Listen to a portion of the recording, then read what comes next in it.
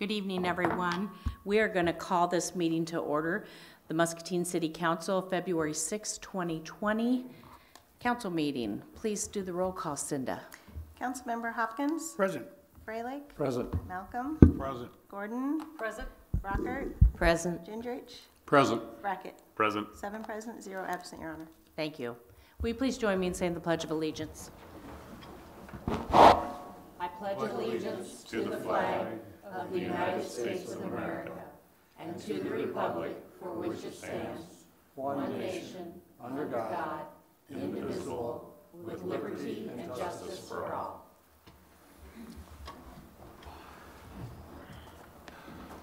Well, thank you everyone for joining us tonight.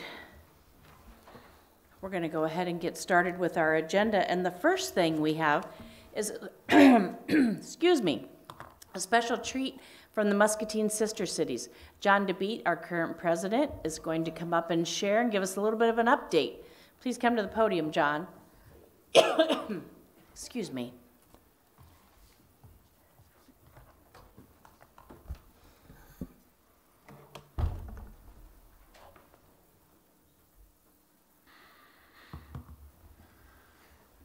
Good evening. My name is John DeBeat. I'm Muscatine Sister Cities President and Sister Cities International Honorary Board Member in Washington, D.C. Thank you for the invite, Mayor Broderson. We value your support as an organization, and we also value the support of the City Council. Each one of your support is very valid and very important for our organizations. Thank you also for the interim city administrator, Greg Jenkins. I had the chance also to chat with him about different issues also in regard to Sister City. So thanks for your support. Muscatine Sister Cities has the following mission: to offer the people of Muscatine and of similar cities in other nations opportunities to get acquainted, to understand one another as individuals, as members of their community, as citizens of their country, and as part of the family of nations. Muscatine has sister cities relationship in 8 countries: Argentina, China, Germany, Japan, Palestine, Poland, Russia, and Ukraine. The state of Iowa ranks number 9 in the number of sister cities chapters among the 50 states. Just imagine only 8 states are ahead of us out of those 50 states. And I brought, as Sister City International, we keep tracking of this. So I do have a map of the United States and how many chapters in each state in the United States. And I will leave this also for your record before I leave. You could pass it over to Councilman Hopkins, Yes. And we could pass it around. Thank you. Thank you. That speaks volume of Iowans' work in citizen diplomacy. We should celebrate our successes and feel terrific about such great achievement to be number 9 among the 50 states in the United States. We had a very busy year last year, and we ended the year on a high note as we sponsored the December Business After Hours alongside with the Chamber of Commerce. Many projects for year 2020, we will have, for example, for the first time, a professional website for our organization. Our board member, Sharon Savage, is working on establishing that for us. We will have a newsletter that we will be sharing our news every quarter with all organizations in town here. And we will be expanding our board to include leaders from several organizations that we work with throughout the year, such as the city, the chamber, Muscatine Community School District, and Muscatine Community College, among other organizations too. We will be also working on sending and receiving delegations from our sister cities. In addition, we will have several social events throughout the year. In the past 2 months, we had 10 new family membership as we started to challenge ourselves to bring more members as sister city boards. And I see it working now. You know, we never had 10 new family members in 2 months, to be honest with you. We are working on adding a new sister cities relation with country Liberia. Muscatine Sister Cities is an organization to be proud of, and it is our pathway to the world around us as we continue to be a unique nonprofit leading organization here in Muscatine. And as we continue our work in citizen diplomacy to cultivate Muscatine in 3 areas: people to people, education, and economic growth. Thank you for continuing to pay our membership dues to Sister Cities International. I definitely like to extend on behalf of the board our appreciation again for doing something like that. And we always look forward to continue to work with you. At this point, I would like to recognize some of our board members that are with us tonight. I see that Dan Clark is with us here. I see that our Vice President, Mickey Tripp, is with us also here. I see our board member, Deb Hauser, also is with us here. Marcy Clausen, on behalf of her husband, Larry, and also Marshall McDonald's. So with that, I would say millions of thanks again to each one of you. We left this greeting card from Sister City as a small token to each one of you to say thank you for supporting us and for working with us. And with that, I don't know if anybody have a question. Well, I just wanted to thank you, John, for coming and certainly for your request that you and I had talked about.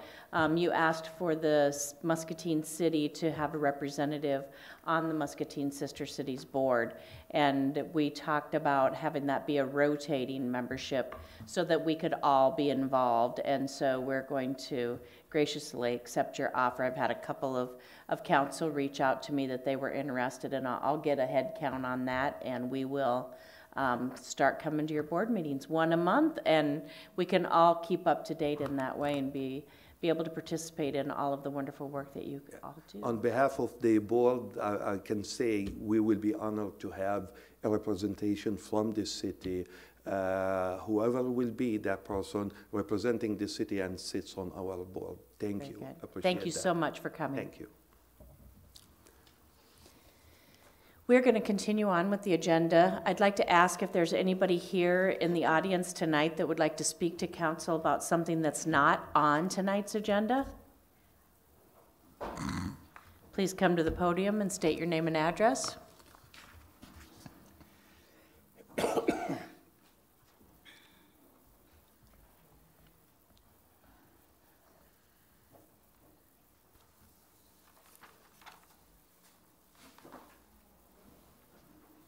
Roger Roth, Clark House. Wow, I don't want to eat this thing. I'll stand back. According to Training Manual 2025, Lesson 9, Part 120, under Democracy, declares it a communistic in nature. The first plank of the Democrat Party platform, restore our democracy. 3, the military fringe in our city government also denotes its Article 1, Section 9, Clause 2, authority used. A, sorry, in the means used against Mayor O'Brien as reversed by an Iowa civil court, ex parte, Mulligan, U.S. Supreme Court, 1866. The city Star Chamber Court session didn't help them. Also a byproduct of martial law. The real charge? In rebellion against their democracy governments. That's one of the reasons why they didn't even want her in office. B, the fact that the city stated the only right we have is to vote shows the fringe declares war on its domicile city voters, since martial law does not have to obey constitutional law, but here supports their totalitarian democracy government as noted above and explained by the city attorney. 4. The movie entitled The Siege helps to explain Article 1, Section 9, Clause 2, as noted above, and so on. When the Iowa magistrate courts, where we get to hear the judge say guilty or not guilty concerning our city tickets, are civil courts that use admiralty law that begs the question. Since they cannot be part of two due processes of law, they are mentally incompetent or be found in violation of their oath of office under good behavior. Employees, your flagrant attitude concerning fringe or no fringe, it doesn't matter, shows the following facts you have ignored.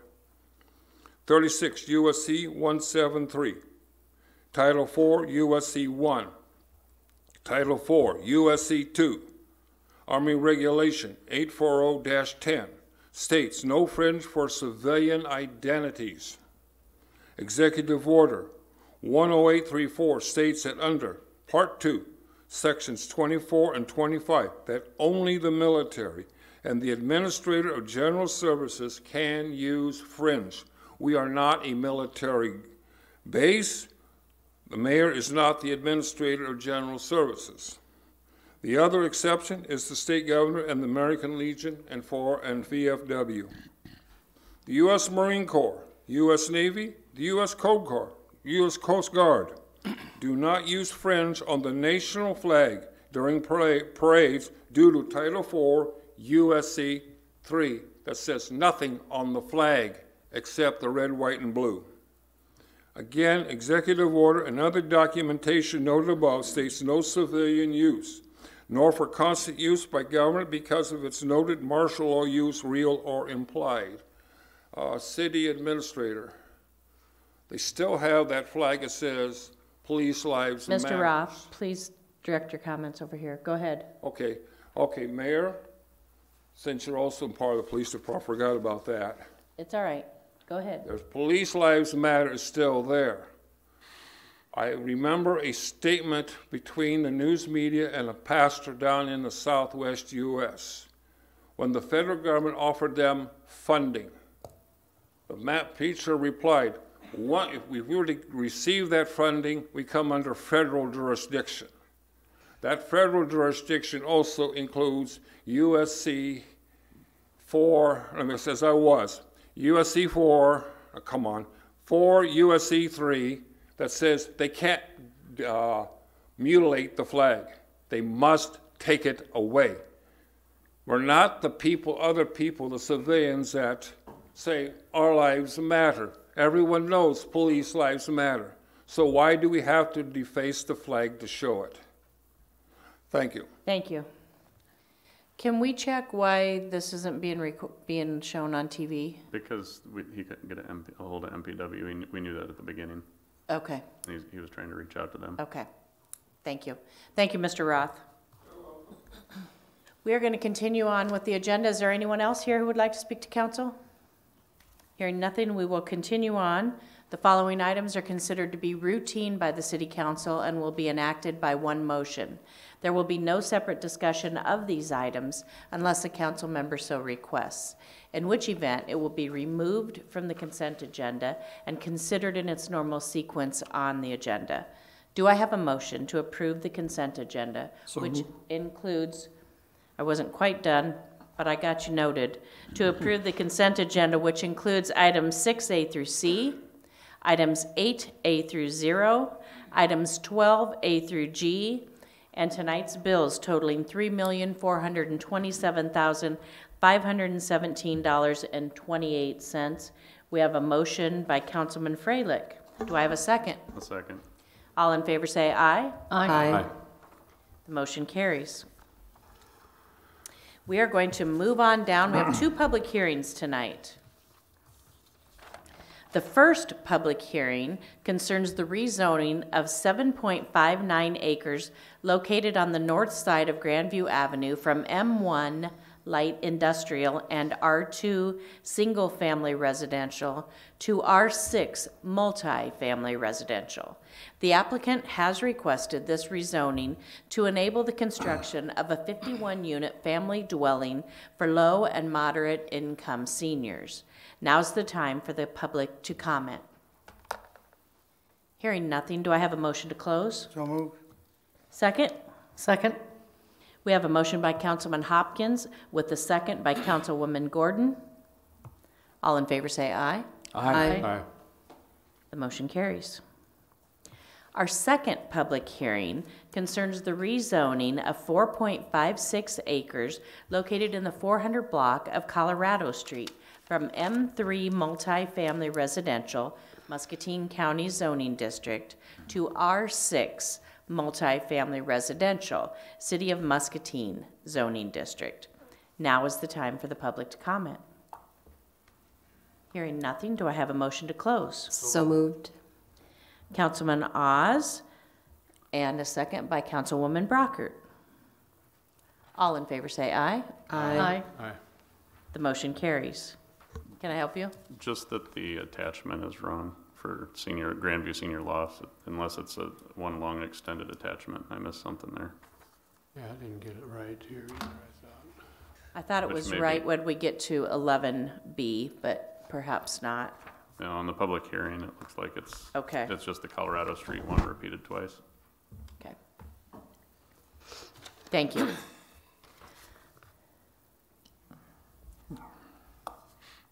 It is correct on the actual on Okay. the item below that, though.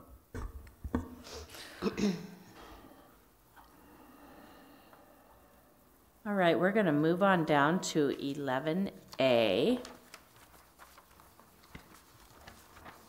And we have presented for City Council's consideration the first reading of an ordinance amending the zoning ordinance of the City of Muscatine, Iowa. This is what we talked about in public hearing A. Do I have a motion to approve the first reading of this ordinance as submitted? So moved, Your Honor. Second. Second. We have a motion by Councilman Brackett with a second by Councilman Freilich. Is there any discussion? Hearing none. Councilman Hopkins, how do you vote? Aye. Councilman Freilich. Aye. Councilman Malcolm. Aye. Councilwoman Gordon. Aye. Councilwoman Brockert. Aye. Councilman Gendrich. Aye. And Councilman Brackett. Aye. The motion carries. We're on 11B, and we have now presented for City Council's consideration the first reading of an ordinance amending the zoning ordinance of the City of Muscatine, Iowa, and this would be for public hearing B. Do I have a motion to approve the first reading of this ordinance as submitted? So moved. Second. We have a motion by Councilman Hopkins with a second by Councilman Brackett. Is there any discussion? Hearing none. Councilman Freilich, how do you vote? Aye. Councilman Malcolm. Aye. Councilwoman Gordon. Aye. Councilman Hopkins. Aye. Councilman Brackett. Aye. Councilman Gendrich. Aye. Councilwoman Brockert. Aye. This motion also carries. And we are now on 11C. Presented for City Council's consideration are resolutions approving changes to the authorized signatures for the city bank accounts. With the appointment of Greg Jenkins as interim city administrator, new corporate resolutions are required with each bank to update the authorized individuals on the respective bank accounts. Is there a motion to approve the resolutions as submitted? So moved, Your Honor. Second. We have a motion by Councilman Brackett with a second by Councilwoman Gordon. Any discussion? Hearing none. Councilman Hopkins, how do you vote? Aye. Councilwoman Gordon. Aye. Councilman Malcolm. Aye. Councilman Freilich. Aye. Councilman Gendrich. Aye. Councilman Brackett. Aye. Councilwoman Brockert. Aye. The resolution is adopted with all ayes. We're on 11D. Presented for City Council's consideration is a resolution awarding the 2nd Street reconstruction project to KE Flatworks. 4 bids were received, with KE Flatworks being the low responsive bid at $2,932,298.39. Do I have a motion to approve the resolution as submitted? So moved. Second, Your Honor. We have a motion by Councilman Gendrich with a second by Councilman Brackett. Is there any discussion? Hearing none. Councilman Hopkins, how do you vote? Aye. Councilman Freilich. Aye. Councilman Malcolm. Aye. Councilwoman Gordon. Aye. Councilwoman Brockert. Aye. Councilman Gendrich. Aye. Councilman Brackett. Aye. The resolution is adopted with all ayes. We are now on 11E. We have presented for City Council's consideration a request to approve limiting on-street parking on Geneva Drive and Middle Road. The Traffic Committee has received multiple complaints regarding parking in this area, and after investigation, suggests that parking should be limited on these roads to the even-numbered sides only. This allows room for large vehicle traffic as well as safety for all drivers. Do I have a motion to approve the request as submitted? So moved, Your Honor. Second. Second. We have a motion by Councilwoman Brockert with a second by Councilman Hopkins. Is there any discussion? I know we have a resident here that would like to speak. Yes, we on it. do. I saw her. Okay. Please come up.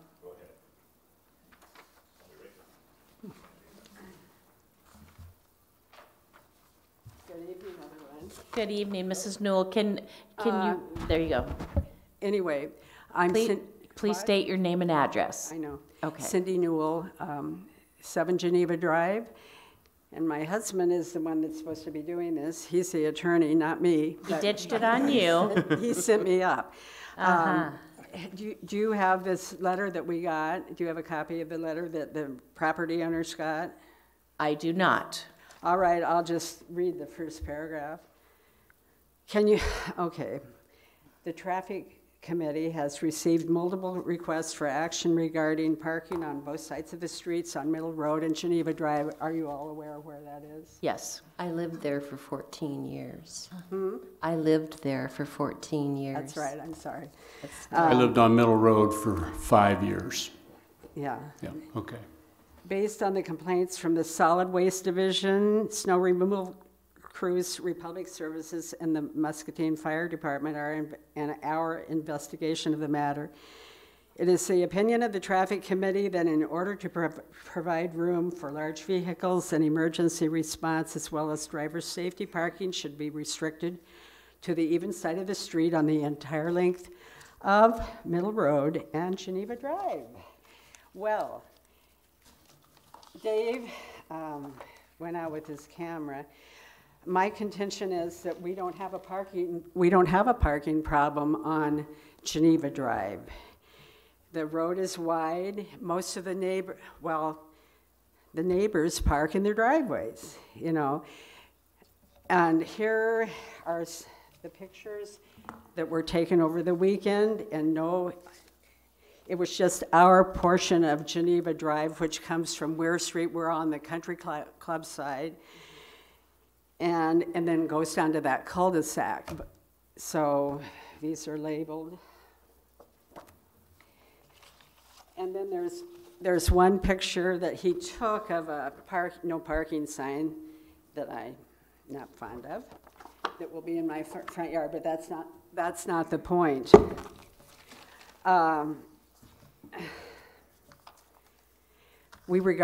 I know this is regarded as a public safety issue, but I'm still saying that on my portion of the street, Geneva Drive, from Weir Street all the way around to the other entrance that goes out on, you know, it's sort of a semicircle. I walk that area all the time, and today I walked it. There was one car parked in the street during the daytime, and at night there aren't any cars parked.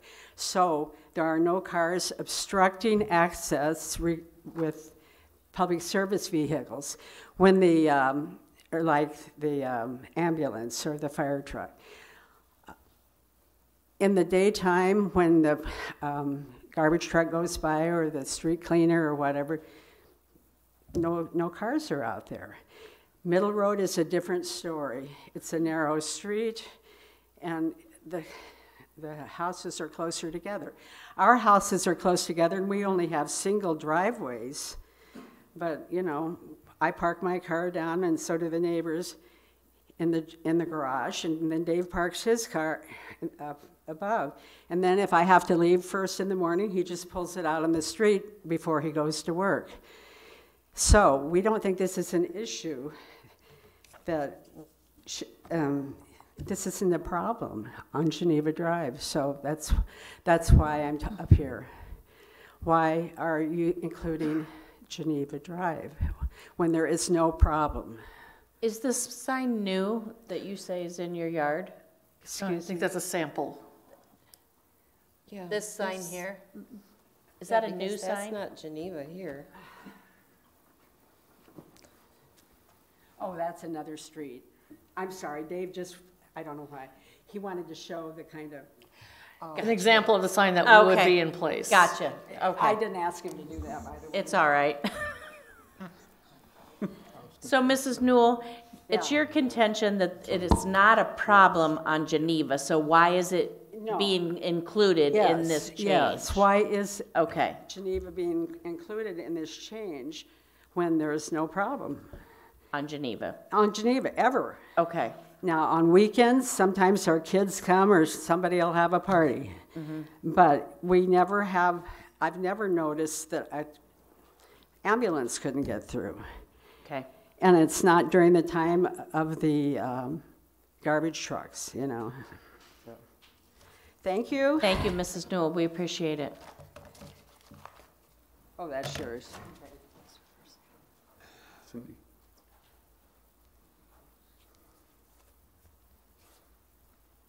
Good Thank you. evening. My Please name state, is yes, go Ron ahead. Krieger. I'm at 114 Mill Road, and I'll give you the other side of the problem. And that is, there is definitely a problem on Middle Road.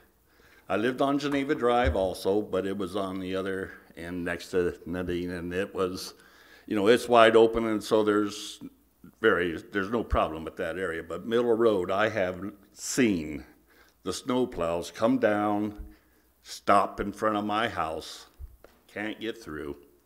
They back up, go around the block, come up, and then start on the other side of my lot and proceed to go on down through to the other end of Geneva Drive. Now, there is something that has to be done. What has to be done?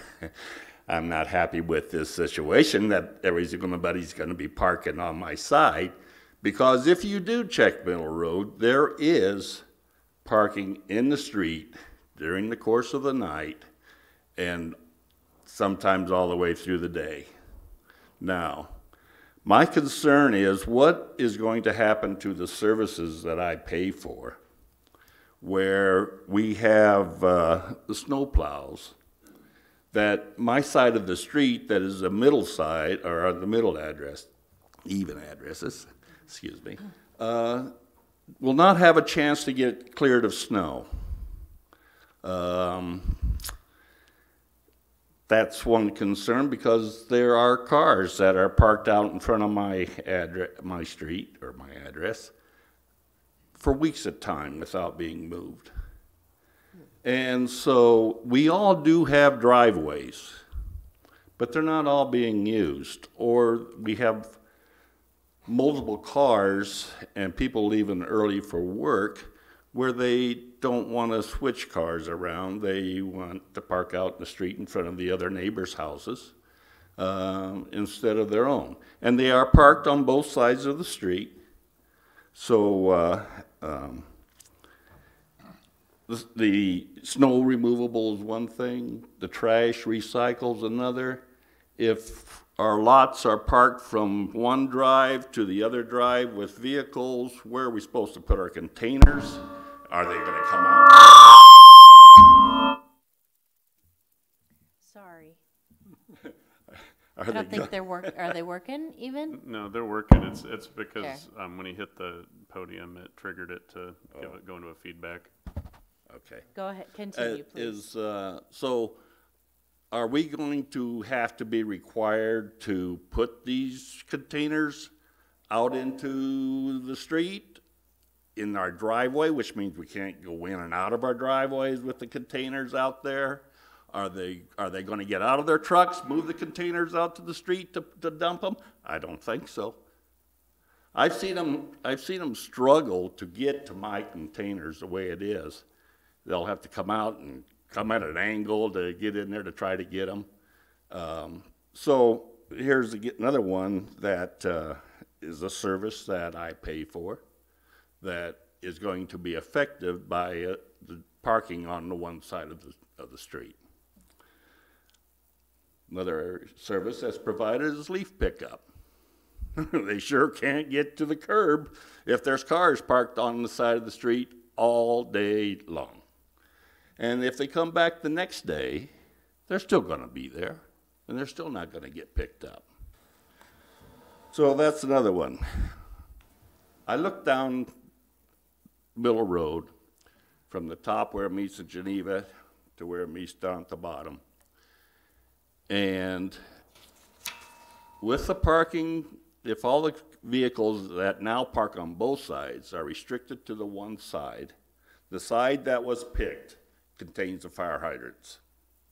Now, I sure would like to see how those fire trucks, if they need, heaven forbid, they have to come down there, how are they gonna get to the fire hydrants if there's 4 vehicles parked around them that they can't get access to them? I don't have an answer for it. I have seen it where they cannot get through, and it's a problem. One thing I thought of, maybe a possible sign of parking restriction, that no parking on the streets, either side, from like 8 o'clock till 3 o'clock in the afternoon. That would allow the city crews to come through during the day and be able to clean the streets. And if the trash recycle could redo their time to pick up instead of 6 o'clock in the morning, to come through that area after 8 o'clock, and the cars would be gone, then they would be able to get access to our stuff. The leaf pickup during the day, it would happen. It's just one thing I thought of, but after receiving this letter, I thought, how much thought has come into this? Because there is a problem. It needs to be resolved. I'm not sure the even side is the best solution. And Thank you, Mr. Currier. that's this one. Thank you. So, Andrew, could we, yes, please. I've got- Mr. Currier, we have a couple May I questions ask for you you. a question, please?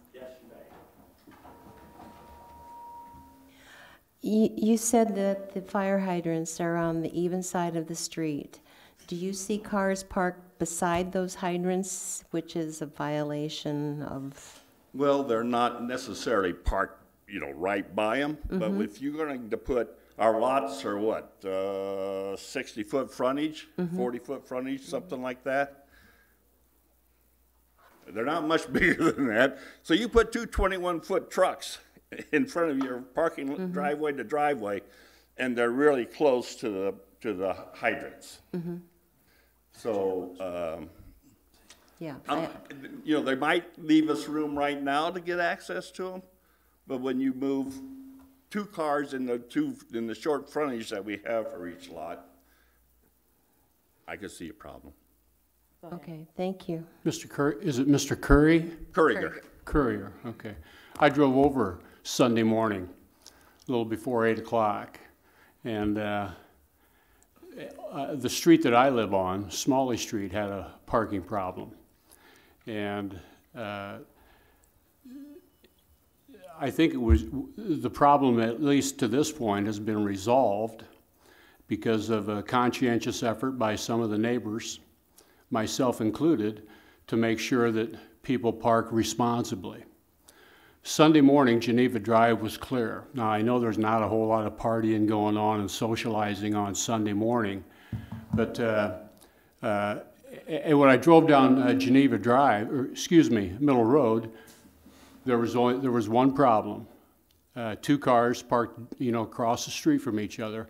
There was 9 feet of difference in between them. But if you look on the side of the car, there's that much street that those cars could have pulled over into, so that the 9-foot or 9.5-foot fire truck could have made it down Middle Road. So at least my minimal experience with parking situations with the city and the city staff trying to do a good job of managing services for the citizens, many times, at least a few times that I've been associated with, some of these problems can get taken care of if, excuse me for being so harsh, but people would use more responsible parking habits. And so I sympathize with you. I'd like to see a good solution to the situation for everyone too. So that's one comment that I have anyway, one direction. Would you agree or? No? No. Okay. Okay. Councilwoman Gordon. Come by some other time. Yeah. You know, other than maybe a Sunday or, I mean, it doesn't make any difference, but there are times when we've got the big pickups and they've got the mirrors sticking out and they do not fold them back in. And as a result, you know, that, I mean, I have seen the trash pickup not get through. I've seen the snow plows not get through. So, I think what he was saying was if drivers would be more responsible when they're parking, maybe that could have been alleviated. Councilwoman Gordon has a comment. Well, thank you, Mr. Kerr. I'm actually a neighbor, very close by. I live on Weir Street, Okay. right near the entrance of Geneva. And so I go up and down Middle Road more frequently than I do Geneva because I have family over there. And Middle Road is very narrow when you start parking on two sides. And I appreciate your thoughts on some of your creative ideas and pointing out some of the services that have problems. I mean, that's awesome. I did have another resident contact me on the other side of Geneva, understanding that there is an issue that we may have to park on one side. He understands that and his family, but they wondered instead of the even side if they could park on the odd side, just because in the 59 to 60, 57 to 69 range on Geneva, they thought that would be a little better for the people that park there more frequently. There are some families up there that have a lot of seasonal parking because they have a pool, or there's another family that has a lot of cars in that area. But I can see where Middle Road is really tight. in going over, we all have the long driveways. Unfortunately, we don't all use them. And there has, how do I say this? There has been an effort on some of the neighbors trying to convince other neighbors to move their vehicles without results. Okay. I think both streets are the same width though, I don't think. I don't, aren't they? We're gonna, Pretty close. thank you, Mr. Courier. We're gonna Okay. get some more information All from right. our city planner. Hold on, let me look at measure right. I'm looking at Magic right And nice, now. the driveway situation's really good in that neighborhood. Geneva Drive, Middle Road, you know, it's gotta be frustrating. Right there. But I think both streets are 25 feet wide pretty well, close I to it. don't park out in front of my street unless I get my convertible out, and so I park out front so I can get it out dry. But otherwise, yes, I am, you know, I use the carport, I use the driveway. But I don't have, I'm retired, so I don't have to get up at 6 o'clock, 4 o'clock in the morning to go to work and not have somebody else, the kids that are high school age or whatever, that has to come out, move their vehicles in order for me to get out to go to work. I understand their problem. I wish I had the really good solution, but thank you. Thank you. It is the same width. Can you shed some light? Yeah, Mayor, Council, Brian Steinman, Public Works Director. So we debated this at Traffic Committee. We like I said before, we've got several complaints. The most recent is Republic Services, who's our contracted recycling provider. They cannot make it down Middle Road, and they've basically said if they can't get through there, they're not going to provide that service, which is an issue for the community. So we chose, I would say, almost randomly, the even numbered side. It doesn't matter to Public Works, to fire, public safety, to solid waste, which side we limit parking on, but we do need to limit parking to one side. This street is 25 feet wide, both of them, and it has parking on both sides. We would never allow that now in a new development because it's not wide enough. Your typical parking space is almost 11 feet wide, so you've got about 8 feet in the middle to try to slalom through there. So that's what we're asking. It is ultimately council's decision. If you would like to move to the odd side, we have no issue with that. But we just need to be able to have access through that. As far as the services go, as long as people are not parking illegally in front of a fire hydrant, there should be no impact on service for fire. As long as people are not blocking in front or parking in front of a refuse or recycle container, we can get to those. So yes, you may have to put it closer to the end of your driveway. It doesn't have to be in front of your driveway because you can't park in front of a driveway anyway. So there should be an opening there where the truck can get in, pick up that container and take it away. Leaf pickup, we battle this all over town. And same with snow plowing. When there's cars parked, we have to go around them. We don't have alternate side of the street parking routinely here, so we don't get the chance to move them unless we declare a snow emergency. Typically, after the major snow is gone and we've gotten caught up on the rest of our routes, we can come back through. It's a couple days later usually, but we can find those spots where people have moved their cars and then push the snow back. So it does take a little bit longer in a residential neighborhood, but we are able to provide the service. Leaf pickup, similarly, if the car's in the way, we can't get to them.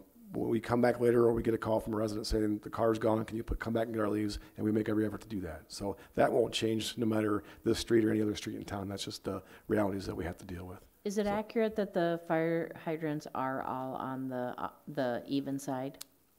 I do not know that for certain. Because we can if that was find it the out. case, it would make sense to Sure. have it be Yeah, and on the odd. I've received a letter, an email, and a phone call saying, thank you for proposing this. This needs to happen. A couple of them did request to move it or take parking off of the even side and put it on the odd side. Once again, as long as we have that 2-lane passage through there, it doesn't matter to public staff. Sure. So. Councilman Brackett? Brian, can you zoom out a little bit so that you can see Middle Road on that? Or move it so you can see Middle Road? Because if you look at this, and this is the new imagery, the 2019 imagery for the mapping, so it's brand new and it's pretty high res. There's 3 cars in the entire length of Geneva, and there's 9 on Middle Road, and the ones on Middle Road are mostly big trucks. So I definitely agree that if you're looking at that, it would be tight. I would like to make the suggestion that we, for one thing, swap it to the other side of the street, but bring it back at next week's meeting for that decision, because that'll give people a chance to give additional feedback. Because this had been up there on this side of the street. If we're going to change that, I would say we should bring it back and just put it up on the next agenda. That would be okay. That would be the in-depth meeting. Can you still vote on it at that point, or should we bring it back at the third meeting? We can vote on it, but whatever your choice. I'm good with 1 week off. Yeah, I think go ahead. One question, would you want to send letters back out? I could resend them. Everybody on the block, everybody in that whole area got a letter. Staff was copied on that. So I could resend them if you'd like. If we propose this change, then I would resend letters out to everybody. So then would you want to take it to the next regular meeting? I think I would. For time? Okay. And then was Geneva Drive, the question I would have then, was Geneva Drive just tacked on because it's the same width or have there been actual complaints? We've got the same issues as far as response from public safety and collections, solid waste collections, pickups, yes. That there's been cars in the way? Yeah, because it's narrow and the way if they're staggered, they've had the same issues. They may not be as frequent on the Middle Road, but they still have the same issues. So the thought process was, let's just do everything up there, make it one side so that it's taken care of. Is there a few pinch points instead of taking it off of the entirety of Middle Road? Are there a few pinch points that we could just add no parking between signs instead? There may be. When we evaluated this, we didn't feel that there were, but we can re-examine it if you choose. If we have an extra 2 weeks now, we can do that before we come back. I would like to see that. I mean, Sure. Because Cindy wasn't the only resident from that street that reached out to me saying, I'd rather not. And I'll be honest, at the event that it was at, I don't know. There was too many people around, so I'm not sure. I didn't get the name. Are you talking about Geneva? I'm talking about Geneva Road, Middle Road. There's no question. I mean, looking at the photo there, and that it seems obvious to me that there are a lot of people that are parking on both sides of the street. I mean, if I lived on that street, I'd pick the side that had the most cars on it already, and that's where I would park too if I was going to park on the street. But you get 2 pickup trucks, and you can tell if you zoom in on Middle Road there, you can tell that there's, I think, 3 or 4 pickups right there, good-sized ones that it would make it difficult to navigate. It is frequently congested like that. Mm-hmm. Yeah, that'd be my impression if it showed up on the flyover on photos. the image, yeah. Jerry, did you have something? Jerry Evers, Fire Chief. I just wanted to elaborate a little bit more on this. A lot of good input from citizens and again, Public Works Director. I can tell you personally, been on the fire department a long time.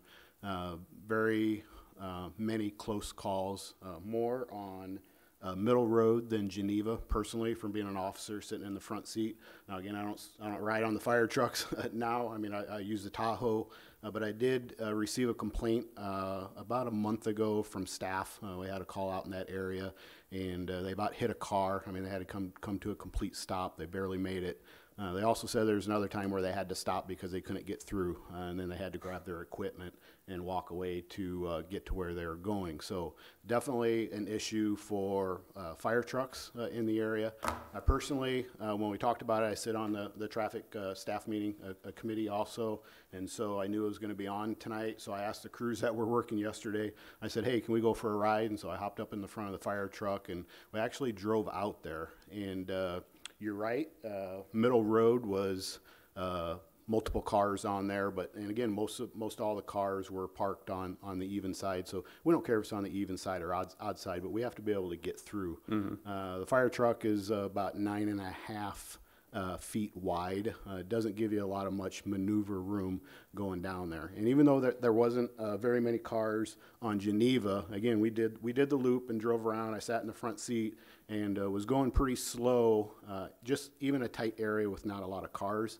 And I will tell you that during the daytime, it is different than nighttime, just as it is on weekend. And so for us, for emergency services, you don't know if someone's going to be having a heart attack or if your house is going to be on fire during the daytime or the middle of the night or on the weekend. And so we need to have access.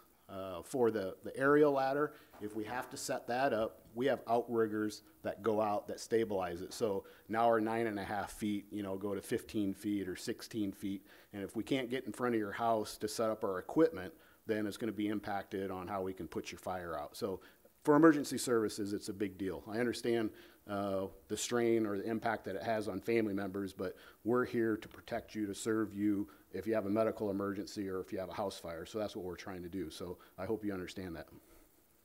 Thank you. Go ahead. Brian, whatever plan we move forward with, can I ask that we consider setting out when we send a communication out to the residents, giving them imagery to show maybe the proper placement for the garbage can, the recyclings and things like that? Because I think some of the topics that Mr. Kruger brought up are valid. Where do I put my recycling bin? Sure. So I can get to it. And I think maybe some improved communication imagery might help them as a reminder. Sure. So do we have a consensus to look at putting this on the odd side, and then we can table it? Yes, because I know the pools that were alluded to earlier are on the odd side of the street. Okay. Sounds like we have a consensus for that. So we have a motion on the table. I would ask for a motion to table this then. I'd make a motion to table it. I'll second. All in favor say aye. Aye. Okay, so we will come back at the February, will that be the 20, whatever the next full regular scheduled meeting is, we'll come back. I'll send letters out next week and then we'll get that taken care of. All right. Thank you. Can I ask a question Yes, quick? please. Go ahead. I'm just putting you on the spot probably. But, That's okay. In Davenport, in that residential area north of St. Ambrose, familiar? Yes. I'm familiar with it because I go in that area a lot. How do they fight fires and get emergency vehicles down those streets? What happened? What's going to happen up there then? I don't know. I know from my experience, Public Works there, the snow plowing there is incredibly difficult. You almost have to plow those with a pickup truck plow because you can't fit a full-size snow plow through there. I don't know what they would do in case of medical emergency. I would guess they would try to squeeze in as best they can, but at a fire, I don't know if they can knock on doors and let people move the cars or not, but it's very, very tight. Yeah, and that's what we're trying to avoid here, so we don't have to have those issues here. Thank you. Thank you.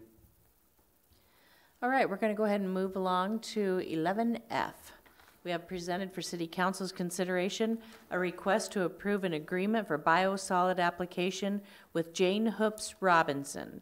Robinson owns 160 acres of land that the city applies biosolids to as crop rotation allows. The current agreement with Robinson expired on December 31st of 2019.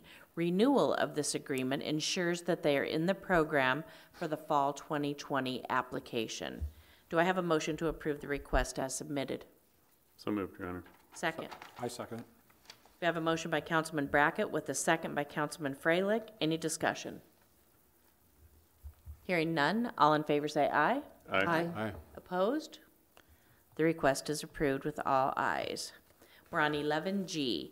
We have presented for City Council's consideration a request to approve the issuance of a purchase order in an amount not to exceed $41,500 to Hutchison Engineering for the design of traffic signal lights for Park Avenue reconstruction project.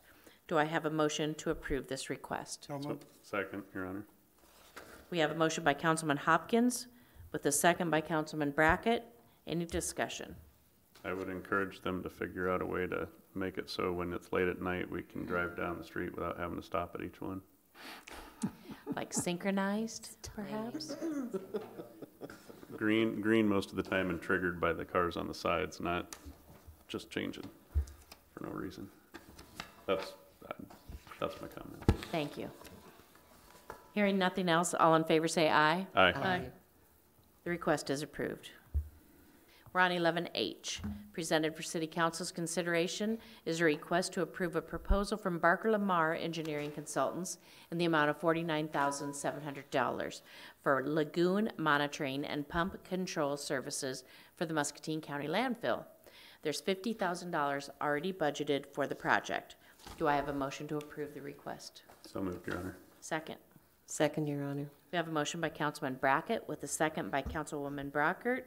Any discussion? All in favor say aye. Aye. Opposed?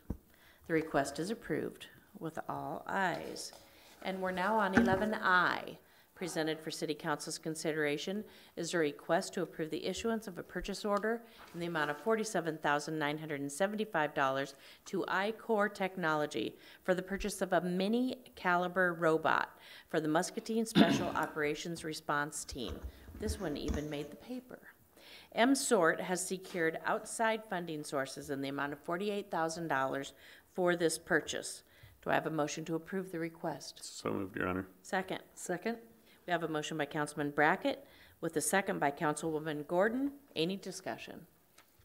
I would just say I'm glad that they were able to find outside funding. Yes, Makes it easy to absolutely. approve. All in favor say aye. Aye. Opposed? The request is approved.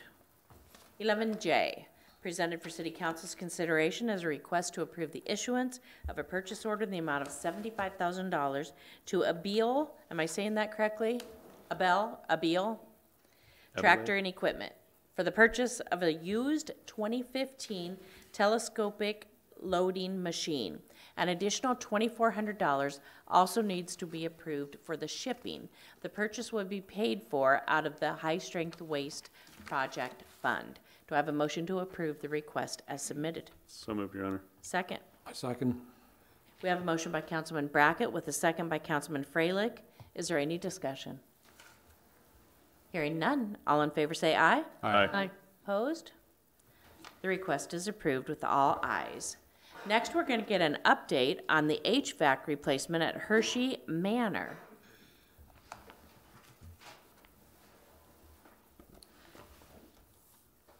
Mayor, Council, for the record, Jody Royal Goodwin, Community Development Director. So for the new council members, just to kind of put in perspective, Hershey Manor opened in 1984. The City of Muscatine was contracted as the management agent for the Hershey Manor Board, which is the same board as Senior Resources these days.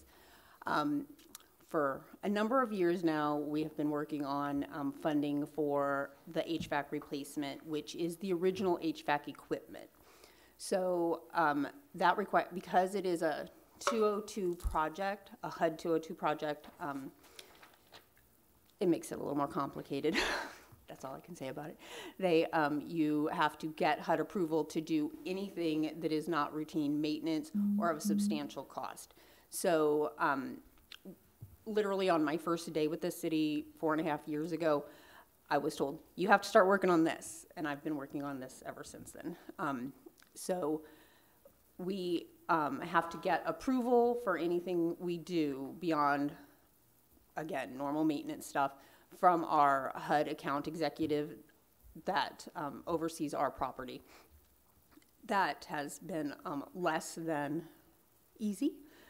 So we started looking at outside loan, at second mortgages. It's a property, it's we have a mortgage, it's subsidized rents.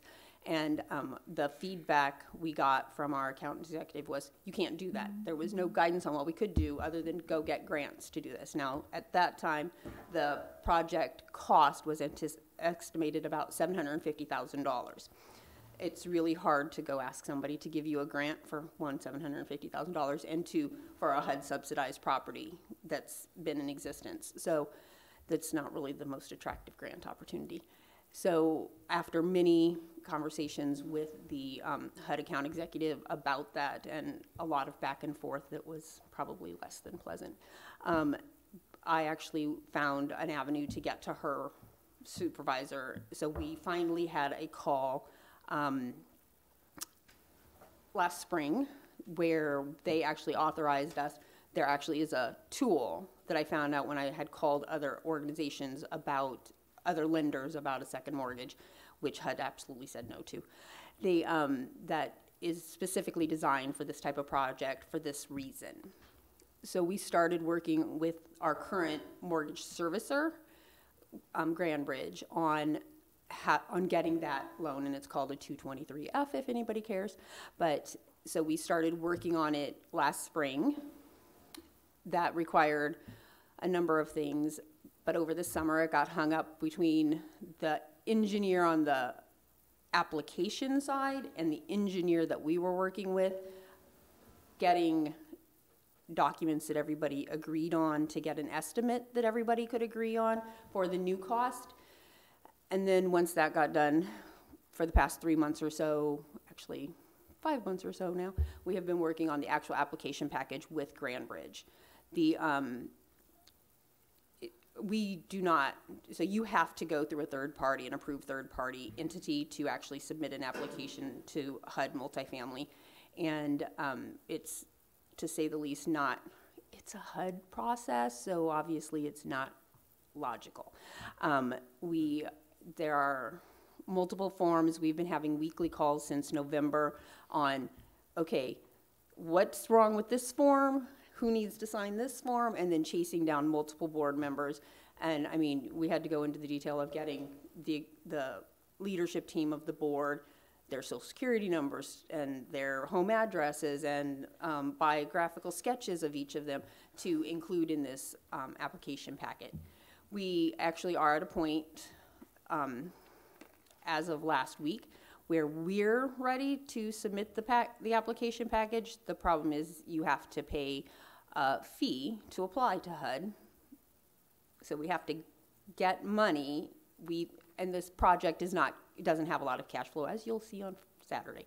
So we've asked for, last Saturday we submitted a request to use replacement reserves, which is, we are told, an eligible use of the replacement reserve and a common use of the replacement reserve to pay for the application fee for the refinancing. So we have asked for that money, that disbursement to be approved, and that was submitted on Saturday. On Wednesday, we got a couple of emails. Instead of one PDF, they wanted 2 PDFs of the documents that were enclosed. Then they wanted some additional information, and we thought we answered those questions, and today we got another email from our account executive asking for justification for using the funds and why we're doing this. So now we're waiting to hear back from her one way or the other. So once that starts, once we get the application submitted, we will start going down the bid process as well. So hopefully will move fast after they have 60 days to say yes or no, to review the packet and respond to us. We're making an assumption that Grand Ridge is good enough at this that they know that they won't, and they've told us that they won't submit a package if they don't feel like it's, you know, pretty high confidence level that it will be funded. And we've had these conversations with HUD about it needing done. So we will hope for that next week, and then we'll start down the path. So we hope as long as we get through the bid process, then everything should move fairly quickly at that point, I think. So at this point, if there's no further delays in that process, do you anticipate being able to, when would you anticipate the new system being put in? Well, not knowing the closing process, which is another HUD-driven process, so I know that there are some repairs that came out of the physical needs assessment that have to be done before. We can't really do the project until we close, because now we're not at $750,000. We're at about $960,000 for the project estimate. So I give you an easier question. This year or next year? Calendar year. I anticipate this year. Okay. And we're all but holding our breath that it will be quick, and that it will be before we need cooling, because otherwise we'll have to get a chiller back. Mm-hmm. And so far we could have paid for about a third of this project in what we've spent on that chiller. So, well, maybe not a third of what it was before. And so it's been quite an expense. And so we're hoping that we will be able to move quickly on the closing, or that they're going to front the money and the closing comes later, but that seems a little backwards to me, so. Okay. And will this new system, we hope, allow individual apartments to regulate the heating and cooling in their own apartment? Yes, that was one of the mandatory components of the HVAC replacement. Each unit has to be able to heat and cool independent of what the neighboring unit is doing, so. Thank you. Anyone else? Thank you, Jody. Appreciate it. And last on tonight's agenda, we're going to get a review schedule of the upcoming major construction projects. Is that you, Brian? And I know we have a resident here that would also like to ask some questions about it. So I don't know if you want to have him ask the questions first. And about the construction some of the projects? Yeah, or maybe, I don't know if you wanted to pose your questions and then that can lead him a bit, or.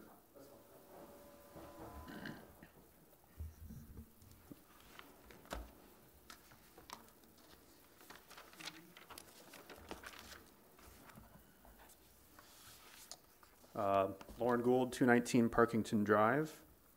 I'd like to thank the council and Mayor Broderson for allowing the matter to be reviewed, and a special thanks to Councilman Brackett for bringing it up for review.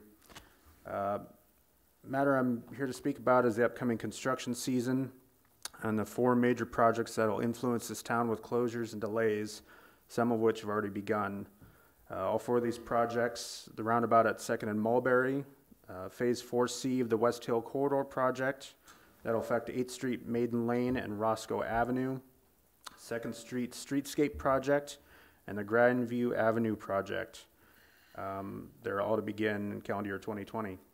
As we all know, the roundabout project at 2nd Mulberry has already begun and is already behind schedule. As of the 1st of this year, the city website listed January 19th as the date of temporary access to this intersection, with the major underground work being completed and a tentative March pour of the roundabout concrete. This would have allowed a temporary breather to those trying to travel from north side of town to the south end or South 61. As we meet here today, some almost 3 weeks after that date, the intersection remains closed. With such a mild winter thus far, I cannot imagine that this hasn't helped the project timeline. So already being behind is even more concerning. The 2nd Street project is to begin in March, with the risk of flooding always being an issue, cutting it so close with projects taking away access to Mississippi Drive and 2nd Street. like to know the plan to alleviate traffic congestion in the event of delays on the roundabout or if flooding occurs closing Mississippi Drive. In both of these occurrences, what do we do with the guarantee to business owners on 2nd Street that will have 2nd Street open for the busy 2020 holiday season that many of those businesses rely on for a large part of their yearly revenue, which I believe was brought up at a previous council meeting. I believe we all remember what a disaster Phase 4B of the West Hill Corridor project was last year. 8th Street was closed for an extra 3 months due to numerous delays. We could easily have a repeat of this issue this year. With Phase 4C of that West Hill Corridor project, in conjunction with the Grandview Avenue project, construction on 8th Street involving 8th Street, Maidenland, and Roscoe is set to begin in May, with construction on Grandview Avenue from Hershey to Musser to begin in June. For an already struggling South End, homeowners and business owners should be even more worried about the timing of these two conjunctive projects. Some 6,000 cars travel Grandview Avenue daily, with much of this traffic being people going to and from work at GPC, Muscatine Power and Water, and Bayer. For those of us that work at those companies but live in town, how are we supposed to get to work with 8th Street and Grandview Avenue closed and the possibility of reasonable access to Mississippi Drive denied due to flooding? Can the 5th Street and 7th Street detours really handle all of that traffic? The bypass is incredibly out of the way for those workers and also closes off the south end to every driver that may stop at one of their small businesses. Another project that may compound this issue is the scheduled work on Hershey Avenue from June to August, resulting in the closure of one lane of the street. I, like many in town, have grown frustrated with the lack of thought and care there seems to be with these large revisions to our road infrastructure over the last few years. Though I understand that there's a great need to repair and replace these roads, I also understand that there needs to be better backup plans for delays such as flooding and better care taken for public discernment in regards to traffic flow during the construction seasons forthcoming. Need I also remind you of the recent University Avenue mess this last winter? At some point, we need to hold project managers, city planners, and bid-winning construction companies accountable for these recent failures. If the plan is to use 7th Street and Hershey Avenue as plans have dictated for alternate truck routes, then how do we instead push them to the bypass? And if the answer is Mississippi Drive, now that we own Mississippi Drive, and it's been reduced to a single lane, it does not allow for and should not allow access to semis. The bypass is a great asset, and we need to work with the state of Iowa to reduce traffic light slowdowns and utilize it in the manner it was truly designed for. If we can push a bulk of this traffic due to construction, whether it be semis or commuters, to the bypass, this will keep neighborhoods like 7th Street, who have already dealt with terrible construction seasons the last 2 years, away from dangerous truck traffic and keep a healthy flow of traffic for workers and homeowners traveling to the south end, which will also keep the business owners afloat. I'd also like to add that once these projects are completed, that as a community and as a council, we do a better job of supporting the South End and its residents with support of small business and growth in creative uses of these spaces. Thank you, Mr. Gould. Thanks.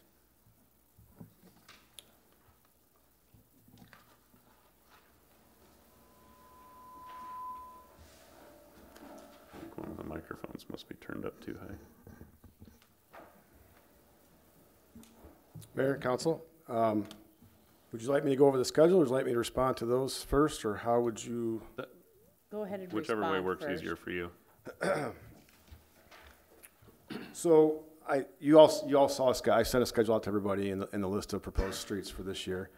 We are confident that this can be accomplished. I would disagree with what a lot of Mr. Poole said. Second and Mulberry Roundabout project is actually ahead of schedule right now.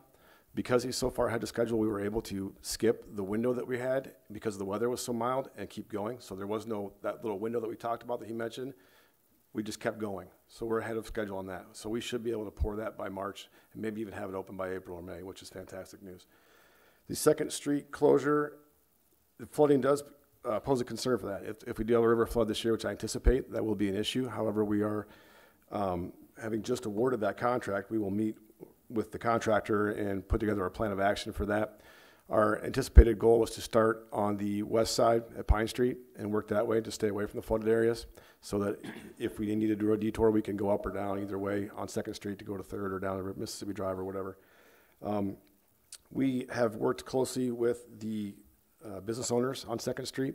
We have made assurances to them that we will be done, and the contract documents dictate that there will be no construction after October 1, which gives them that holiday season, and there will be no construction starting until after January. That was an agreement that we made with them after discussions with them, so I don't see any issues with that. We will do everything that we can to keep those businesses open completely during construction. There obviously are going to be delays. This is a sidewalk reconstruction project, so there will be closures outside of their doors when we have to pour concrete past there. But there will be temporary walkways placed or other means or methods to get the businesses access to their customers. So we'll do our best on that. 4C will close 8th Street. It will also close parts of Iowa, parts of Broadway, parts of Lynn Street, and others. That's a mandate that we cannot get around. That's a project that we have to do, and so we're going to do it the best we can and do the best we can to get it open as soon as we can. The contractor was going to start this week. We had some issues with that start date, so we've held them off for a couple more weeks, but due to the mild winter again this year, we should be able to start earlier than anticipated and hopefully then be finished earlier than anticipated. Grandview Avenue, the whole concept of Grandview Avenue is to provide provide support to the south end. This is a streetscape concept that encourages walkability. It reduces the traffic congestion and the amount of busy, heavy truck traffic down there, similar to Mississippi Drive. We don't want those semis on Mississippi Drive. They can still access through there. They routinely do. They do make deliveries. Some trucks use that as their thoroughfare. It's not illegal, but it is discouraged. That's the whole point of that construction. That was something that the community voted on. So we increased walkability, we increased the aesthetics, and we made those improvements on purpose to hopefully divert them to the bypass, which is the ultimate goal for that type of truck traffic. I am not aware of a failure on University. We did have the contractor had some issues with some of his traffic control, and there were a couple of spots that trucks didn't obey the traffic control and drove through the concrete, and we had to replace the concrete. It's unavoidable. So that, I hope answers most of the questions. If not, I'd be happy to discuss it further. The rest of the projects that we have coming up this year then, so for West Hill sewer separation, we'll have closures on 8th Street, Roscoe, Maiden Lane, 9th Street, Spruce Street, Locust Street, and Broadway Street. Not all at the same time. That should be, hopefully make that clear. Right. We will have a neighborhood meeting with everybody that's involved in that, so we want to meet with the residents. We want to have any special concerns.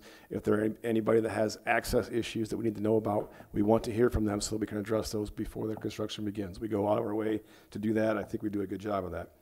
The West Side Trail project on Hauser Street probably will require lane closures during times of pouring concrete, but most of that's been done right now. If you notice that, it's the mild winter again, he was able to pour all the way up to the top of Lucas Street. There is a retaining wall that goes on there. There will be some work on Hauser Street from Lucas up to the almost to Folium, and that's something that will require lane closures periodically because there's no other way to do that safely. So there will be delays on that. We do have some full depth patching to do. We do have full depth patching to do on Folium Street. That will be coordinated when school is out of session, so we don't have any disruptions from school, or so that we do not disrupt the school as well. Let's see. Full depth patching. As of now, we're looking at Folium Avenue, Ford Avenue, Logan Street, and Cedar Street for patching. We do have an asphalt alley program that we will be doing. I have several alleys that we'll discuss at Tuesday night's CIP discussion for projects, as well as asphalt overlay streets that we would like to do this year as well. Leroy Street, Bush Street. Actually, this list is out of date, so I have an updated list for you guys for that. Are there any other questions? I did have a couple of questions about the Second and Mulberry as it is right now, because I was under the impression that we weren't going to have that closed completely quite so long when we first talked about some of the initial work being done. So at this point, is it closed until the roundabout's done? Is that where we're at? And how is that impacting the tire? So I hear about it from a variety of people. Sure. Pretty regular at this point. And so do I. So we are in communication with the business owners down there. We do talk to the tire shop almost daily. So he's made it very clear that the communication is important to him. So we are making that effort. We had an issue with you would call it a survey bust in the roundabout area, where there's a lot of things underground there, which is why people don't notice that they're not paving this; they're out there all the time. There's a lot of things underground, and so you're doing a two-step to get around each other. Duct bank, sewer, water mains, fiber optic. We had a conflict with one of those, so that had to be resolved. So it had to be re-engineered on the fly, which required ordering of some new pieces, which required time. Okay. So they moved from the spot where that conflict was up the street and are working in that area there. They will be back down the street this week. I think they're maybe already there right now. And so we're trying to get that done as soon as possible. I would guess at this point, I can find out. We have a meeting every week. I would say probably it will be closed till it's paved, because I don't see a benefit to opening up. We could open it up with temporary surfacing, and if we can, we will do that with like a gravel surface. But in order for us to go as fast as possible, makes sense to keep it closed till we're done. Yeah, well, so. Yeah, and which would be good given the potential for flooding. You wouldn't want to run into that. So. Yeah, and the work that we're doing now it's important that we're doing this now, because the sewer work is affected by high flood water. So when we get that work done and covered up, we won't have those effects. So if it does flood, we close the floodgate, we can still work there. That intersection is up out of the flood water. So the paving, everything can go on. It will be inconvenient for detours, but Second Street, when that gate is closed at H&I, that street's closed anyway. So the public shouldn't see a difference at that point. The folks that go to H&I we'll see a difference, and we'll have to accommodate that. And we have plans in effect to do that, but we haven't made them public yet because it involves some private property that we haven't done yet. So. Okay. Did you have another question? Oh, no, I mean, just basically the main reason that I had the questions on that particular corner was because I either misunderstood something or didn't catch something, or it wasn't said that, I really thought that intersection was not going to be closed quite as long as it has been. Sure, and construction, there's always issues with construction, whether they be weather or contractor or unforeseen circumstances. We can't avoid that. So it's difficult for us to put a schedule like this together and be able to stick to it. There's a lot of factors that are out of our control. We understand the inconvenience. Believe me, we do. We hear all the complaint calls, and we do the best we can to resolve them. Our contractors have been good to work with. They've done what we've asked them to do. The public, we do our best to reach out to the public. Sometimes that can be done better, and we're striving to do that. But I think the public, when we're done with this, and yes, there'll be some disturbances, I think we will all benefit, and it'll be well worth the effort and the hassles and the delays that we are going to have, undeniably, for the next year or two. But after that, I think we'll be in a situation to grow and prosper. So that's why we do these things. Okay. Yeah, I think a couple other comments just on that particular intersection specifically would be, and maybe utilize the communications director a little more to just get some more information out to the public. But also the one photograph that I had sent to that I had sent to the council, and I think were you copied on that one with yes. the signage? Yep. So things like that can definitely lead to a lot of complaints, because those signs were up for at least a few days saying, these businesses are accessible through this road, and it was obvious if you drove through there, you were going to go off a that particular drop. Sign that you showed was moved by somebody. It wasn't supposed to be like that, but that happens right. occasionally. But I mean, well. it was there. I mean, that signage was there and if somebody had tried to drive through there, it would have been dangerous for one. Correct. So, and I don't know who manages those particular signs when those projects are going on, but that one should have been removed. The contractor is responsible for the signs, and this particular contract has a subcontractor that does that for him. So they are the contractor is ultimately responsible for it, but he contacts his sub. So we contact him, he contacts his sub, and then we get the response. So there is a delay there. However, city staff can go out and move signs. The contractor can go out and move signs as necessary or an emergency, and we do that when necessary. Okay. Brian, I thought that the chart that you sent us was very helpful. Thank you. The way it aligned, and I mean, it was easy to read and understand. I would recommend that every few months, if you could just send us an update with new timelines. Absolutely. I would like to, what I think we'll probably do is get this to Kevin and make this public domain as well. I think that's a good thing. This is kind of a, Pat Lynch, our assistant city engineer, came up with this, and it works well. It will change. There's no doubt in my mind that it will change. But we can definitely make this available to the public weekly or monthly, or as however it changes, we can then update that. Probably no more than monthly, I mean, but if you add a couple bullet points as to why something changed, just something to help communicate, but I thought it was pretty helpful, and it is easy to read. Yeah, I agree. I think that that would be a great communication tool to use for the public. Just so you know, and public at home knows, we do have weekly meetings for all these projects with the contractor. So any issues that come up, let me know. We bring them up to the contractor and they address them. And we do that immediately when they come up. We don't wait for a week, but then we have that discussion. Kevin does attend those meetings, so he's got the updates at that point. So I get my update weekly, but the project managers have an hourly, daily, timely updates. So if you ever need anything or have any questions, by all means, let me know and we'll get answers for you. Thank you, Brian. Brian, I'm just going to make the comment, prior to doing this Mulberry and Second Street thing, we went out of our way saying that we were really concerned about the business disruption at the tire place. And we wanted to ensure that if we had any business disruption, it'd be extremely minimal. And that's not the case. And I just want to register, I'm really unhappy about that because it makes me and the council look bad because we assured Kelsey and I individually and jointly have spoke with the guy and promised that he would probably have some discomfort, but we would make it as minimal as possible. It's not working that way a little bit, and for whatever reasons, but our word got stamped on a little bit. So I just want to register my unhappiness with this, and let's see if we can make this go away quickly. Sure, I understand that, and it's my word and our word as well, and we have difference of opinions, and that's going to happen regardless. But I understand what you're saying. Thank you, Brian. Thank you, Brian. Appreciate Thanks. it. We are now to number 14. Oh, Brian, before you go anywhere, would you give us the skinny on the trash pickup, bulky waste? Bulky waste pickup, as council made the decision with us, and thank you for that, to get rid of cleanup week. The bulky waste pickup is in effect. It started on Monday. So far, it's been going very well. We've had a lot of requests. We've been able to keep up so far, which is great. It's a real easy number to remember. It's 264 junk.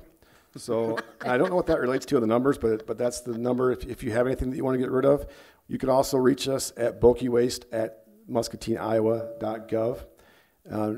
If you call us or email us, we will call you back. If you don't get an operator when you first call in, we will call you back because they're doing a great job of walking everybody through it. So they'll schedule you. They will let you know the rules. They will let you know any other specifics. They'll ask you what you have to put out so they can judge you, help you gauge the size of the pile. And so far, it's working great. I haven't received 0 complaints, so I hope it continues that way. So thank you for the opportunity to spread that. The little button that you've got on the city website really works well. Yes, that was thanks to Kevin Jennison for doing that. So there is a quick link on our website. Just click the button, and it takes you right to everything you need to know as well. So thank you.